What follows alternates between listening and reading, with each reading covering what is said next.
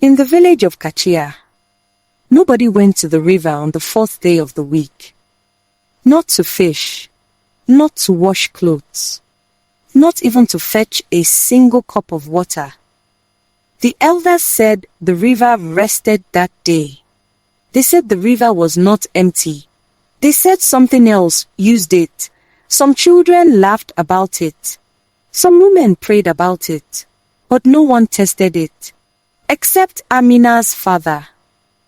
Her father did not believe in old stories. He said the world was changing. He said hunger was worse than fear. 2 years earlier, a fisherman named Bala had gone missing on a forbidden day. His canoe was found tied to the bank. His net was still in the water. There were no footprints leaving the shore. People said the river took him. Her father said crocodiles. After that, he began sending Amina early in the mornings, before other families woke. Quickly go and come. Quickly go and come, he would say. Nothing will happen. Nothing ever did. Until that morning, Amina stood at the edge of the compound holding the clay pot. She wanted to go back inside and sleep.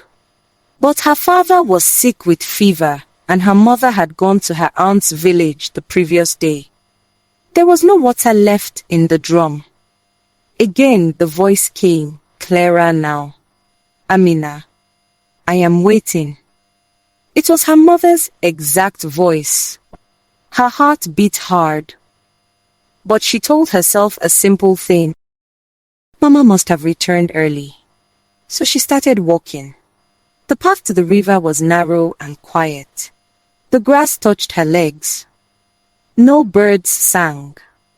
Even the insects were silent. That was the second strange thing.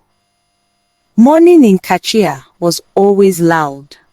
Chickens, women pounding yam, children crying. But now there was only her footsteps. Halfway down the path, she saw wet footprints in the sand. Bare feet. Small feet. They were fresh. Water still filled the print. She led ahead of her. Amina. The voice whispered again, softer, now right by the trees. She did not notice she had begun walking faster. When she reached the river bank, she stopped. The river was smooth. Too smooth. No ripples. No movement. It looked thick, like oil. And standing at the edge was her mother. Her back faced Amina. She wore the same wrapper she had left in yesterday. Same scarf. Same height. Relief flooded her. Mama, she said and ran forward. The woman did not move. Mama, you came back. Then Amina noticed her feet. They were in the water. Not just touching. Deep inside. Past the ankles. Past the calves. But the water did not move around them. It held her like clay. Mama, Amina said, slower now. The woman tilted her head, slightly but did not turn. Amina pa, bring the pot closer. Amina hesitated. She remembered Bala the fisherman. She remembered the elders warning children. If someone calls you from the river on that day, do not answer. Her hands trembled. Mama, why are you inside the water? The woman began to turn. Slowly, too slowly. The neck turned first. Then the shoulders. The face came last. It was her mother's face, but the eyes were wrong.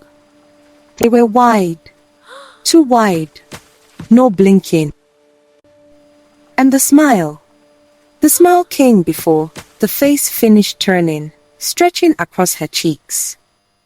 The mouth opened. Water poured out. Amina, it said, but the voice was now deep and heavy, like many voices speaking together. The pot slipped from her hands and shattered. She ran! Behind her she heard splashing. Loud, fast. Impossible splashing. As if something huge had rushed out of the water. She did not look back. The path seemed longer than before. The trees looked closer together. She heard footsteps behind her. Barefoot, matching her pace exactly. Then, right beside her ear, "Why did you stop coming?" She screamed and ran harder. At the edge of the compound, she collapsed. Villagers rushed out at the sound. An old woman grabbed her shoulders. "What did you see?" Amina could not speak for a long time. When she finally did, she pointed toward the path. Everyone looked. Wet footprints, small footprints. They came from the river. They stopped right behind where Amina lay. And there were larger marks beside them, like the drag of a heavy body. The elders went to the river together that afternoon. They found something near the bank. A wrapper, her mother's wrapper. But her mother arrived back from her aunt's village at sunset that same day. Alive, wearing different clothes. She swore she had never returned that morning. She said she had slept far away. No one in the village fetched water on forbidden days again. Years later, an old man admitted something before he died. Long ago, during a drought, villagers had sacrificed a girl at that same river so water would return. She was Amina's age. She was sent alone. She never came back. Since then, every few years, a child heard a familiar voice before sunrise. Some followed it. Some did not. Amina survived.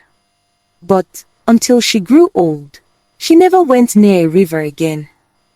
Because sometimes, late at night, when the air was quiet and heavy, she still heard her mother calling her name from very far away. And sometimes, from just outside her door, the voice came back when Amina was already an old woman. Her hair was white. Her hands were slow. Children in the village now called her Grandmother Amina. She told stories at night and warned them about the river, but she never spoke about that morning in full. She had learned to live around the fear. She never fetched water herself. She never walked near the river path. Even when others laughed and said the world had changed, she stayed away. But one dry season, the wells began to fail. First, the shallow one dried. Then the second. The last well gave only muddy water. Women walked far to another village just to fill one pot. Children cried from thirst. The elders gathered. "We must use the river," one said. No one wanted to go on the forbidden day. But the dry season had lasted too long, and the fourth day was the only free day for many farmers. They chose young men to go together in a group. That night, Amina could not sleep. The air was heavy and still, just like the morning from her childhood. Then she heard it. Soft. Near her door. Amina, her eyes opened immediately. She did not move. Again. "Amina, come with me." The voice was her mother's. But her mother had been dead for many years. Her chest tightened. Her body shook. For a moment, she wanted to hide under her wrapper like a child. Then she heard something else. Crying. Not outside. Inside her head. Not the voice of a grown woman. The voice of a child. Amina sat up slowly. For the first time in her life, she stood and picked up a lantern. "I am not running today," she whispered. She opened her door. The village was asleep. The moon was bright. The path to the river looked exactly the same as it did when she was 12. Her legs felt weak as she walked. but she did not stop. The voice did not call again, but she knew where to go. When she reached the riverbank, the air felt colder than the night around it. The water was smooth and quiet, and standing at the edge, white was the small girl. She was about 12, barefoot, wearing old cloth from a different time. Her skin was pale with river clay. Her eyes were not angry, they were tired. Amina's lantern shook in her hands. "You called me all these years," Amina said softly. The girl nodded. Her voice was not deep or strange now. It was only a child's voice. "I could not leave," she said. Amina stepped closer but stopped before the water. "Why me?" The girl looked at her with gentle sadness. "You heard me that day. Others did not. I needed someone who could hear." Amina's throat tightened. "Were you the one who pretended to be my mother?" The girl lowered her eyes. "I did not know how else to call you. I was alone. I was afraid." The river made a quiet sound, like a long breath. "Long ago," the girl said, "they brought me here so the river would return. They promised I would be remembered. But my name was forgotten. No one called me home. So I stayed between water and land." Amina felt tears fall. "All this time, you were not trying to take me." The girl shook her head. Lights began to appear far away.